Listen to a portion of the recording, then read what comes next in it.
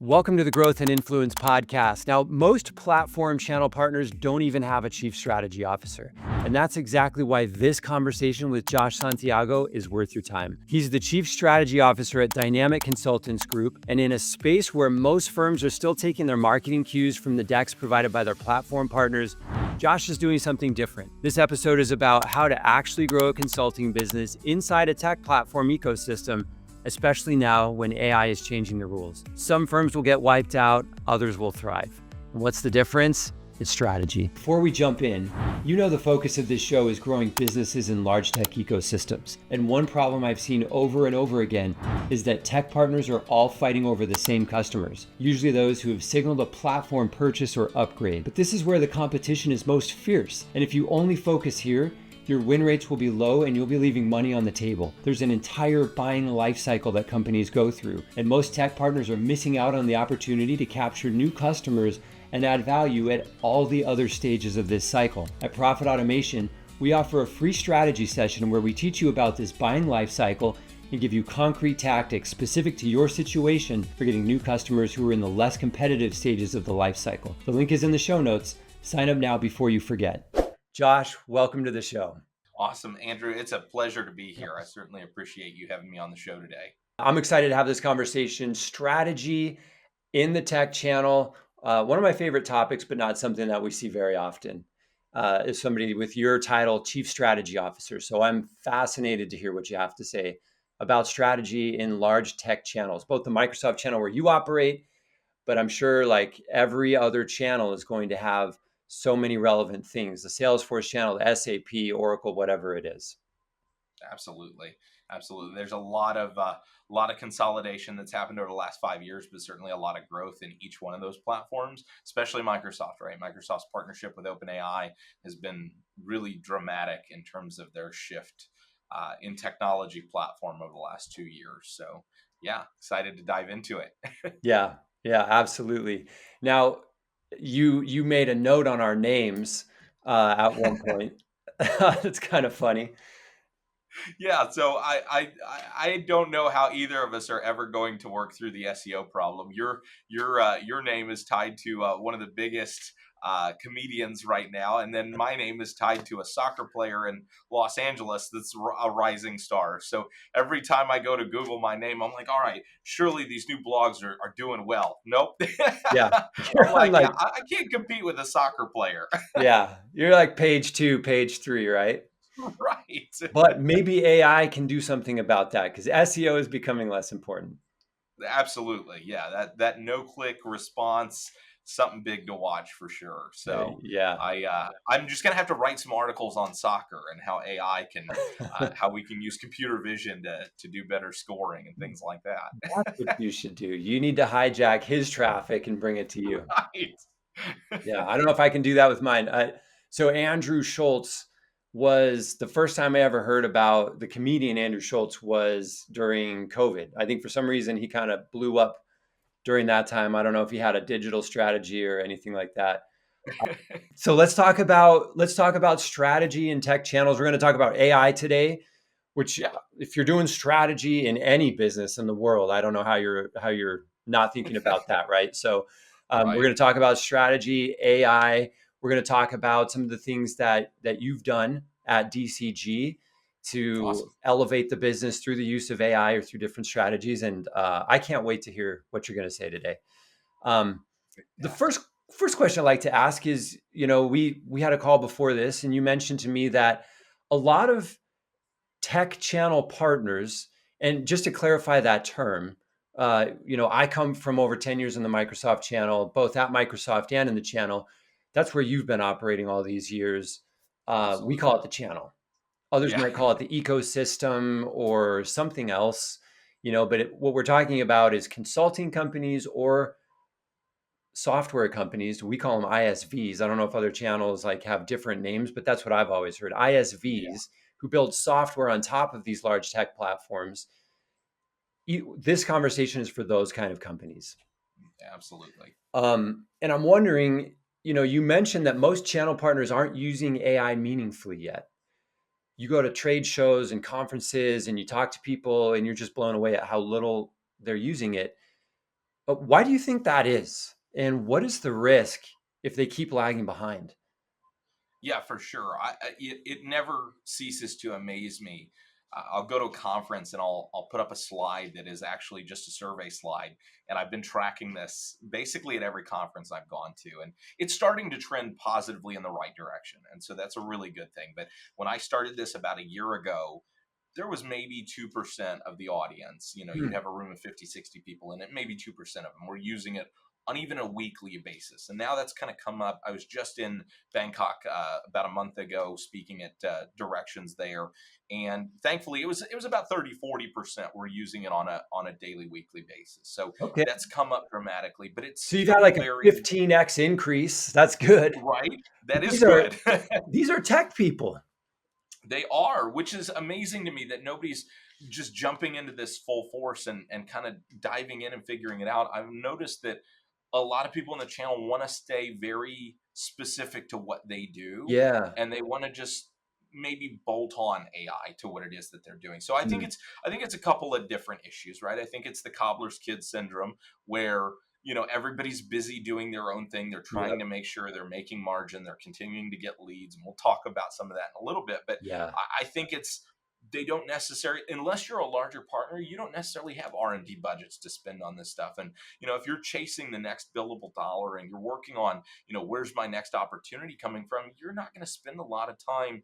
It's going to be more reactionary, and that's what I see with a lot of partners. It's like, well, we built this tool, or we're using chat gpt as a wrapper for doing documentation. It's something fairly simple. There's nothing wrong with that. That's a great starting point. It's really beneficial to at least get into it. But I think for a lot of partners, especially on the SMB side and maybe even the mid-market size, it's just a matter of we don't have the resource capacity and we don't have the time to Okay. invest in this. There's also a lot of it's like, I don't even know where to go. It's a blank page. It's completely unknown. If you've Yeah. spent 20 years in the channel implementing CRM, CRM inside and out. If you've been on the Right. ERP side, the ERP side. And now you're like, well, I'd never been in machine learning. That's not what I did. So Yep. I don't even know where to think about this. And, when you start conceptualizing with partners and having conversations, they do a good job of going, oh, okay, I could see how we could pull an AI into this. So Yeah. I think part of it too is that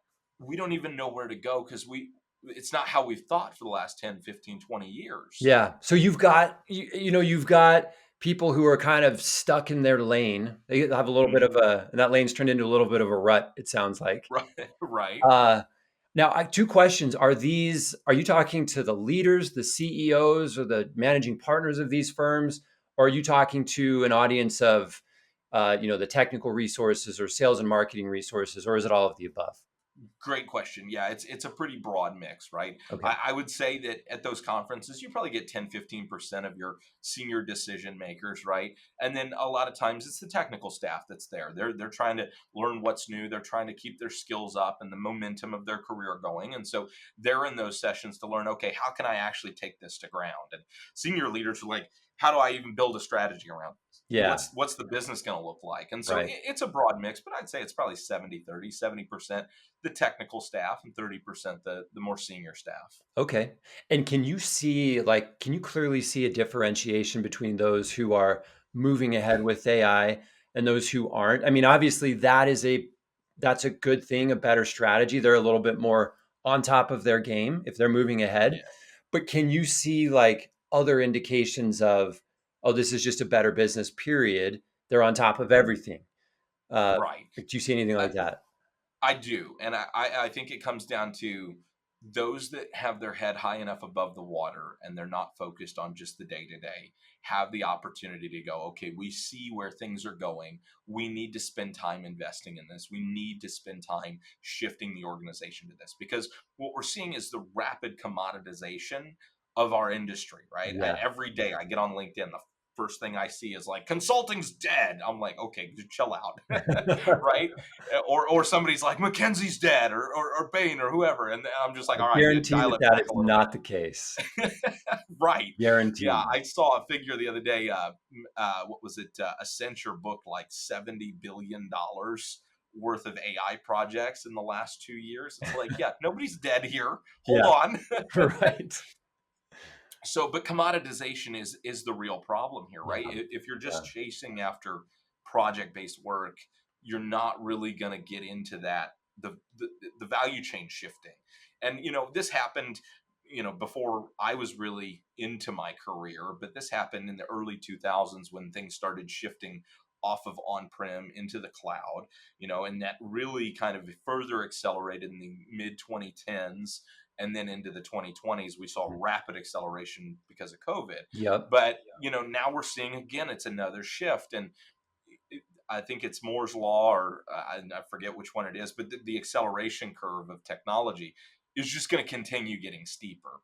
And so consultants have to keep shifting where they play in the value chain to benefit that. And so I think that's part of it, is the risk of being commoditized out of it. Yeah. Now, I had this question. I was going to ask it a little later, but since Yeah. you're talking about commoditization, um, there's probably precedent that any partner has experienced before, because this isn't the first commoditizing factor that we've ever seen. And they're Absolutely. different. Microsoft has always kind of been a channel focused company. Yep. You're in like Salesforce or something. They have not always been a very great channel leader. I Right. think they're actually making strides to change that. Yeah. Companies like Oracle and SAP, they have their own channel strategies as well. Yes. But so I think there's probably a correlation to this in all of those channels that I'm is what I'm getting at here. But a couple of years ago, Microsoft made moves that really commoditized what used to be called CRM work. In today's world, it's called CE, for customer engagement. Um, Right. but they kind of made this push towards citizen developers, and Yes. it that took you told me that took your margins from one number, not your Oh, margin, billable absolutely. rate, from one number to Yeah. another number. Yep. So that's the Yeah. same thing. You've Like, got talk us through that. Like, how did you manage that, sure. and how do you see that happening now with AI? Do you have any specifics? Yeah, oh, absolutely. I think that the biggest thing to think of here is that if you've been in the channel for any amount of time, you've watched the commoditization happen at the ISV level, right? I can think of, about a decade ago, right? Click Dimensions was really big. And then Microsoft released marketing and kind of self cannibalized that. So we've Mhm. seen that happen throughout the years, even through acquisitions and things like that. So I think us in the channel are fairly accustomed to the commoditization that happens at the ISV and the partner channel level. But I think where we're not as attenuated is what happens in the market. And I think you're absolutely right. Microsoft, when Satya came in and said Power Platform's the focus, and we're going to drive hard to make citizen development democratized across the platform, Yeah. it did two things. It did exactly what Microsoft wanted, right? It empowered everyone to be able to feel like they were responsible and capable of building something great within their own company. And that has been fantastic. The lives that have been changed there, the value that's happened from companies like Polakisa to the Heathrow Airport. That was a huge case study in the guy that was just working there, is now the director of all of Power Apps, right? So that's been hugely beneficial. From a consulting standpoint, it has not been Yeah. because now all of that front end high margin low effort work that we used to do, I'll just be frank, Yeah. that we could put junior people on and still bill out at between 75 and $200 an hour, or even sometimes higher, And you're has talking now about, been. was that configuration work that you're talking about? Yeah. Was it front end code or?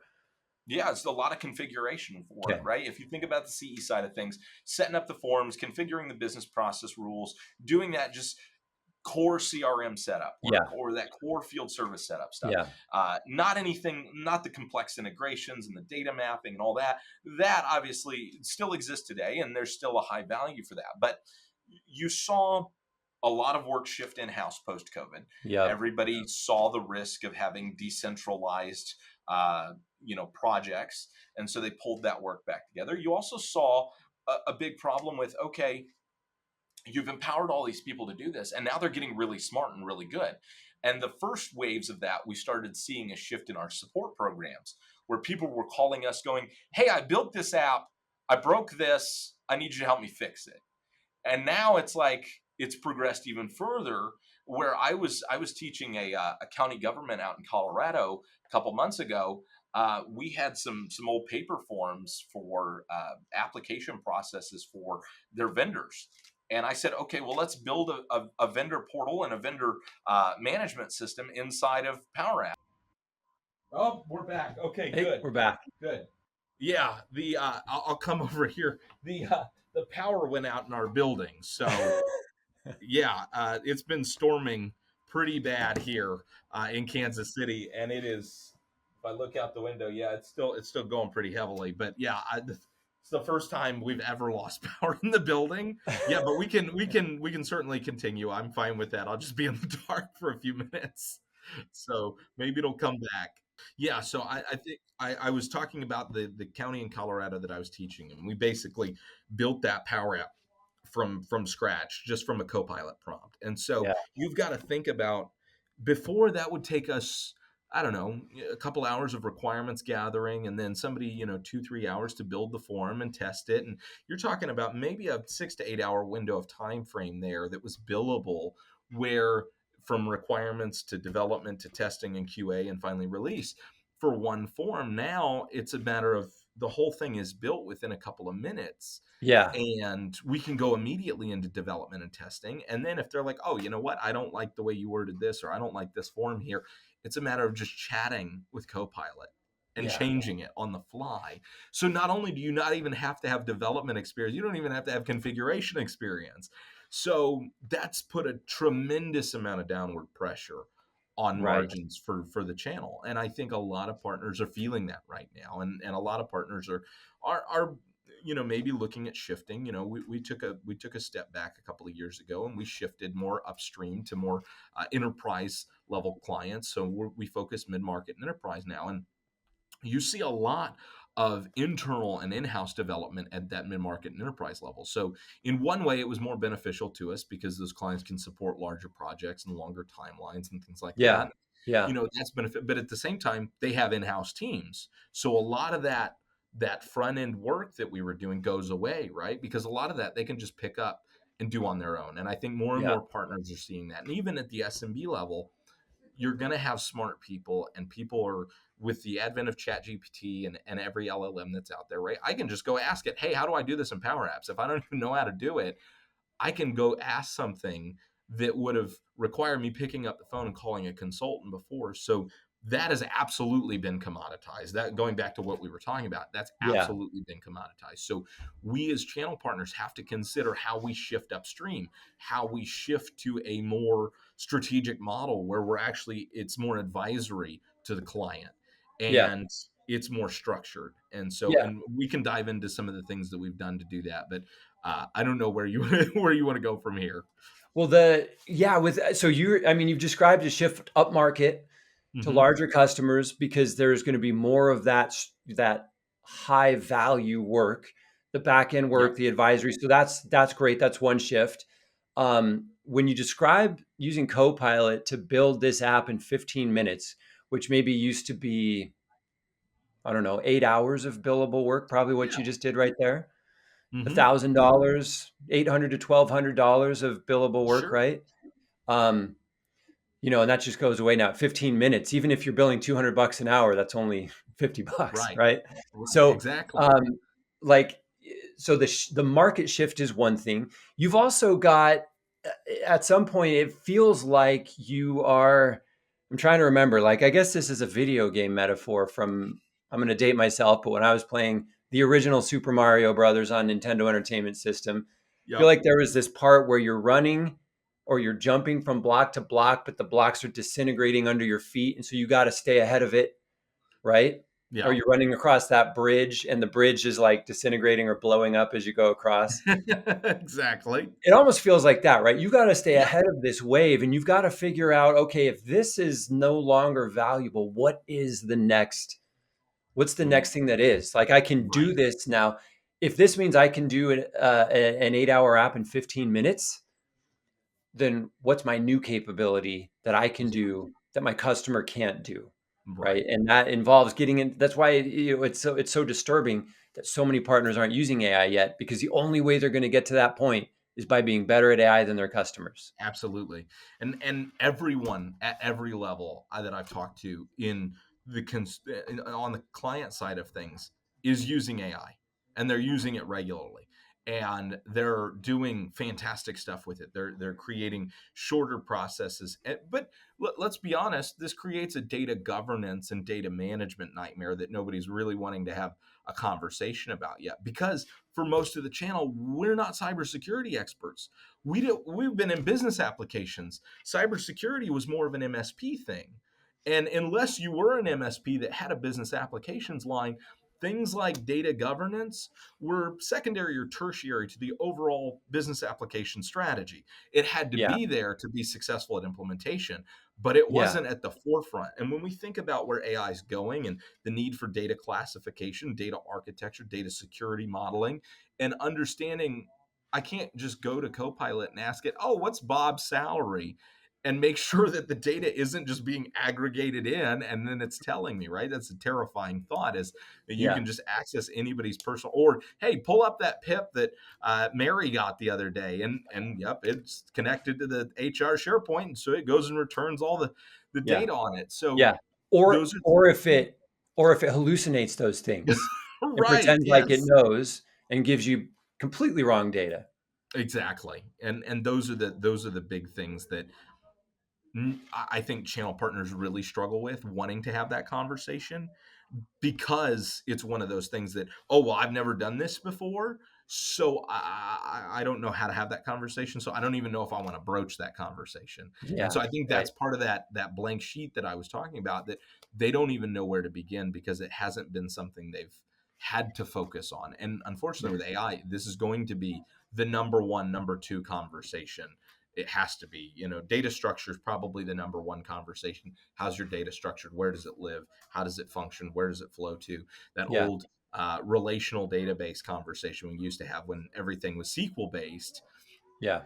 Now, Dynamics does a good job of managing that through Dataverse. I think this is really fascinating because I'm hearing not just like, hey, get good at Chat GPT, but thinking about all of the ways that AI is going to impact everything that has to do with the technology in their business Right. and their operations in their business, and how data is going to flow through the operations and through the systems and the new things that they need to think about. And that feels like it should be right in the wheelhouse of a lot of these partners who maybe aren't have only dipped a toe into AI so far, right? Yeah, exactly. I think that's going to be a big part of this, is how do we go forward, and understanding how we build out value is probably the most important part of that. Yeah. Yeah. Okay. Well, let's talk about how to use AI inside the partner company. You had a great example. I'd like to get to this to talk about your RFP example. Yeah. First, I'd like to ask you one of the things that it's not just partner companies, but it's any company. I see the danger of AI becoming their marketer, their copywriter, their messenger, Yeah. and it all starts to sound exactly the same. I don't know about you, but I am recognizing ChatGPT's fingerprints everywhere. Yes. I made a Yes. LinkedIn post the other day, and it went a little bit crazy, and people were for it or against it or mad about it or whatever. But I mentioned that you could recognize ChatGPT in almost every content, and that is going to start to be a problem Right. for a lot of people. It's taken them from, I'm not a very great writer and this is amazing, now I can create content that like is grammatically correct. For some people, like, it's Right. that's the next level. For Yep. other people, it's like, this is really engaging writing and I've never been able to do this before. Right. The problem is everybody's sounding the same now, and when everybody Right. sounds the same, nobody listens. It's all And noise. Yep.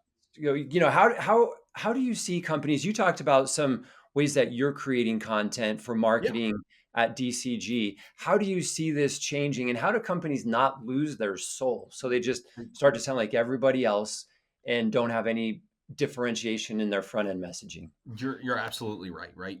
Your data is your voice. That's going to be a big differentiator, right? Using your methodologies, your processes, talking about what is unique to your organization is kind of that foundational layer, right? Because it separates it from just the generic high level 50,000 foot view that ChatGPT is really good at. Hmm. Sometimes it's really decent at just putting out the generic framework, right?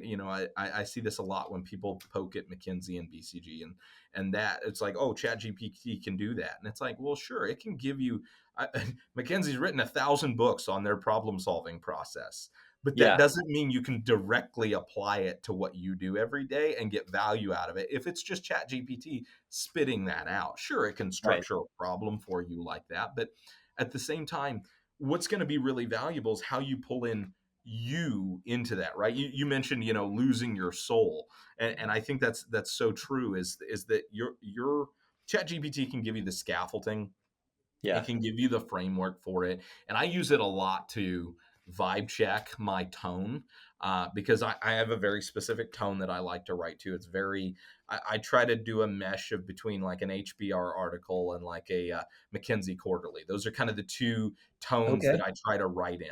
And Okay. so I'll check my writing to make sure, I'll use it to double check. Is the tone within kind of the style, because I have a tendency to lean very sales heavy in my writing because it's my Yeah. background. And Yeah. so I'll start getting really sales heavy and I'll drift off of those two. And it's like, yeah, this whole paragraph, very sales heavy. And so, Yeah. but that's how I use it is like, okay, how do I drift back into the tone that is not my natural writing style, but but it resonates with my audience versus writing sales heavy content that is a little off-putting sometimes, right? Because if you're just Yeah. reading an article to get insight on something, you don't want to be sold something, and most people don't. And so it starts at understanding your audience, right? And then it's Yeah. understanding how ChatGPT is writing towards that. I think that if you're writing something that is very technical, ChatGPT struggles with it. That's one of the things we learned very quickly internally is that it doesn't like field service, for example. We were trying to get it to write an article about field service, and we wanted it to pull in some various common business problems that field service solves for. It brought up commissioning. And we were like, wait, what? Hold on, hold on, hold on. So we're reading through it, and I was like, okay, I can understand the concept, right? If you have field reps that are paid commission on the work they do, but that's not really nobody's buying field service for commissioning, right? That's not a core bit. So it's one of those things, but it's two things, right? If you don't understand the hallucination that just happened, you're going to look at it first glance and go, oh, well, that looks good. So it's a lack of understanding of what it is that you're trying to get it to write, and that's where a lot of technical um, articles get out of whack, because Yeah. marketers don't necessarily know, unless they've been in the channel a long time. They're going to struggle with the nuance of the platform, especially Yeah. because we're whole platform, right? And so one day we could be writing on Azure Stack HCI, the next day we could be writing on field service, the next day we could be writing on sales, and our marketing team hasn't sat in consulting seats in each one of those platforms for 20 years to know the difference. So they have to get it to a point where the technical team can review it and make Yeah. sense of it. And so this is where we started saying, okay, how do we piece together what ChatGPT can do with what our team's really good at? And that's Because you have a where we, workflow. Yeah, so you start in marketing, yep, do a technical review, yep. and then maybe it comes back to marketing, and ChatGPT is somehow like interspersed inside that process. Correct. Yeah. So the way it Okay. works is marketing will get the campaign ideas from the leadership team. The leadership team kind of sets the direction for where they want things to go. Marketing team will then build all the briefs and all the documentation for kind of the scope and the outline of how the articles and the whether it's emails or articles or listicles or whatever content piece it is, and then that's going to get first drafted by the content team, and they're going to use ChatGPT to supplement that, obviously. And then Yeah. it goes through several rounds of internal review with the technical team where they're checking for credibility. They're checking to understand, are we talking about commissioning in a platform that has nothing to do with it, right? Things like that. Or are we in an ERP platform talking about sales processes, stuff that shouldn't be there, right? Yeah, Yeah. sure. Yeah. Business Central has a sales module, but again, we are cross-platform, so obviously we want to sell Dynamics CRM, so we're not going to cannibalize an article to talk about Business Central sales functions, so stuff like that. So the technical team then sends that back And then they're like, okay, here's the revision. So we wanted to build a process that shortcuts some of that human in the loop. And Hmm. so, because it's a lot of lifting, right? We've got some pretty heavy targets that we're trying to meet in terms of content output. And so we said, okay, how do we find the points of automation that we can leverage? How do we then drill into that in a way that's functional? And so we built a model that looks at the qualitative score and the quantitative score of the article, right? The quantitative side is pretty easy. It's Fleischman score, it's looking at, paragraph and sentence structure, and it's all that. So we were able to come up with a model You had to that, build that. You yep. trained it. So we didn't actually have to build the quantitative side because there's existing Python models that Okay. already output this data. Okay. All I needed to do was score it. So we built the Okay. scoring model, fed that back to the Python scripts that already, these are libraries that are out of the box. I didn't have to train anything on this one. Okay. I just Okay. had to give it the parameters to say what's pass and fail. Then we went to the language model to do the quantitative side because, Okay. as you know, LLMs don't do math very well. So why give it the quantitative piece, the really numerical values? So we segmented those out and we said, okay, now on the the qualitative side, let's address the quality of the article. Let's make sure it's matching tone of voice and those things that are important. And then once we get through all that, then we can pass it to the technical team. That absorbs a lot of that first, second, third draft mistakes that then they don't have to go, hey, this doesn't even make sense. This doesn't match tone of voice. It allows them to just read through it and go, yes, technically this article is sound, makes Yeah. sense, it flows, it's logical, it does what the platform does, it meets the customer client need. Okay, send that back, final revisions, on to publishing. Okay. Perfect. That's cool. I was Now, really deep into that. I know. I'm sorry. no, that's good. We also want to talk about your RFP process. Now, you guys have used AI Hmm. to change the way that you respond to RFPs, and it's Absolutely. dramatically increased the number of RFPs you can respond to. I'm Yes. curious, can you tell us a little bit about that process? Happy to. Yeah. So from upfront synthesizing, right? Because thousands of RFPs get published every day. Where do you find them? How do you collect them? How do you understand which ones are valuable to your organization? We built some tools that allow us to quickly vet through all that, isolate high probability of win rate and alignment with the organization. Then we go after those, right? And we have a number of RFPs that we've already written over the years, as I'm sure a lot of partners do. And so we said, okay, let's use that data to then determine how we should respond to these, whether it's existing scopes that have been written, prior documentation. Obviously, big caveat here for a lot of partners: take the ones you've won, don't take the ones you've lost. Right? You want to train it on the stuff that's been solid. And in fact, I pull a lot of winning RFPs from other organizations. So I know we've talked about McKinsey a lot. You can find a lot of large consulting firms won government contracts online because they're either through FOIA or through government open records acts. A lot of those have been published. Now it's a lot of that data sanitized, And you're but you using can that use as seed and training data for your. correct. Okay.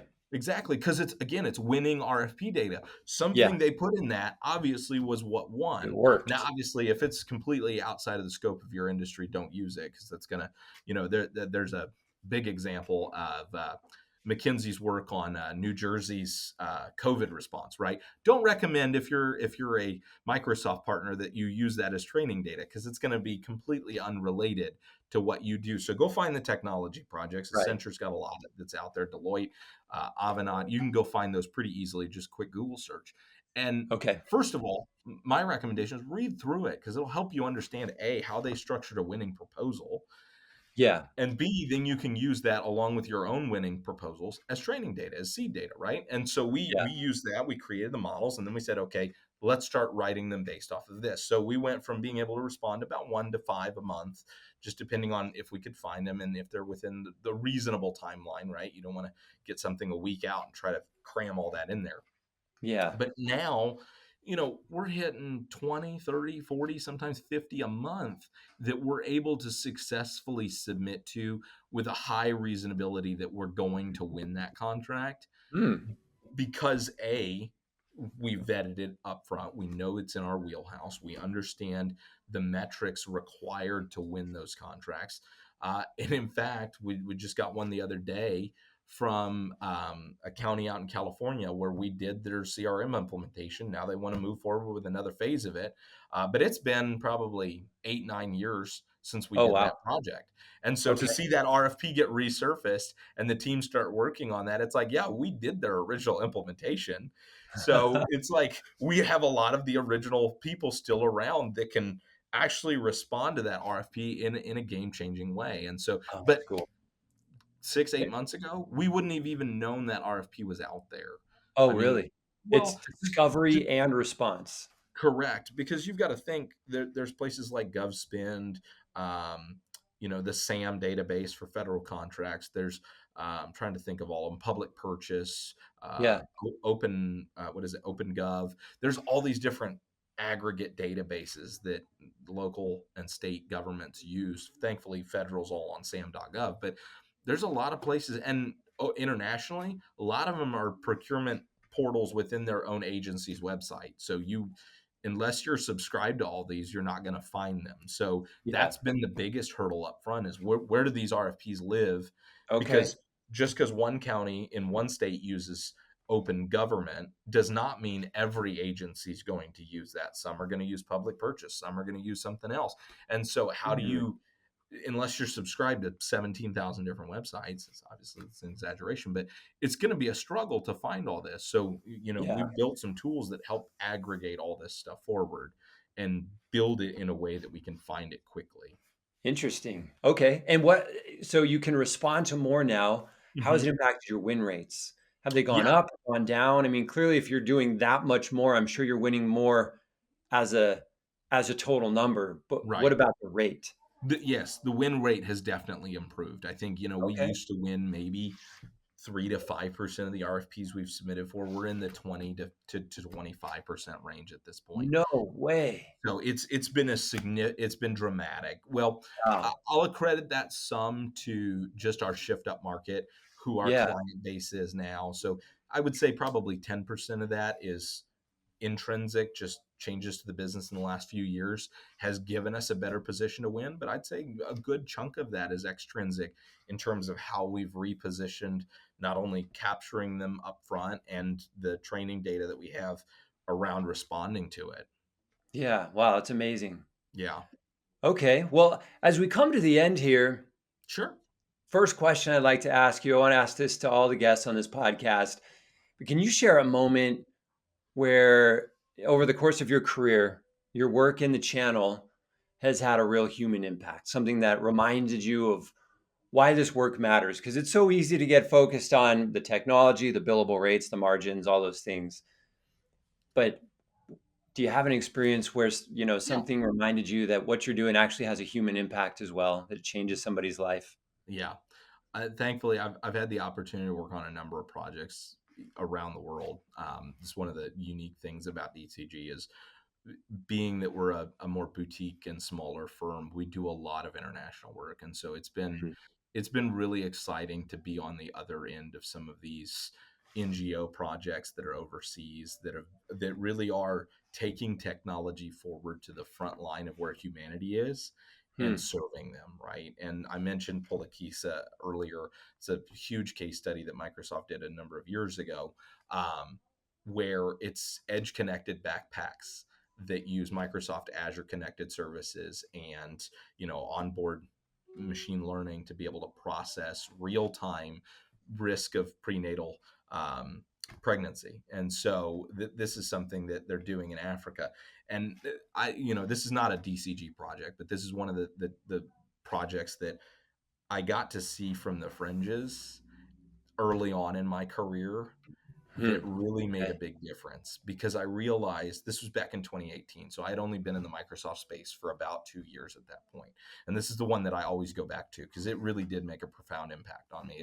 It's like this isn't just cool technology and cool hardware and software. It's not just CRM platforms. This is changing the lives of people in far-flung parts of the world that you'd never even necessarily think about using technology that way. And since then, I've been a part of projects where we've used machine learning to be able to, look at computer vision data and be able to make determinations for things. And I'm trying to be very sensitive to sanitizing references and things like that. But since then, we've done a lot of really cool stuff, and I've seen it just even further grow and build on that. But it's just, there's the cool side of business applications from a nerdy perspective, but then there is the real world application of what some people are doing with this technology that really reminds me that, yeah, technology is really for the benefit of humanity, and seeing where AI can go from just helping people in third world countries be able to communicate globally easier, right? Being able to, like you said, I've never been able to craft an email that's worded grammatically correct before, right? Being able to empower people to just be able to communicate, right? That's, I think that was the vision of what social media intended to be when Mark Zuckerberg created Facebook, right? He wanted to be able to interconnect people and start that common dialogue. And I think language models and AI are helping further accelerate that. So I know that was pretty broad. I'm trying not, there's some pretty sensitive projects that we've worked on that I'm trying to skirt around. So it Yeah, no, it's had to be great. more generic than I would have liked, but It's just always good to remember that what yeah, we're doing has a human impact. absolutely. Um, well, Josh, we're coming to the end of our time now. This has been great. Is there Yeah. anything that you wanted to share that we didn't get to talk about so far on in our conversation? Yeah, I think you had a question about kind of my next venture and where things were going. I think if we could Yes. wrap up on that, that might be beneficial.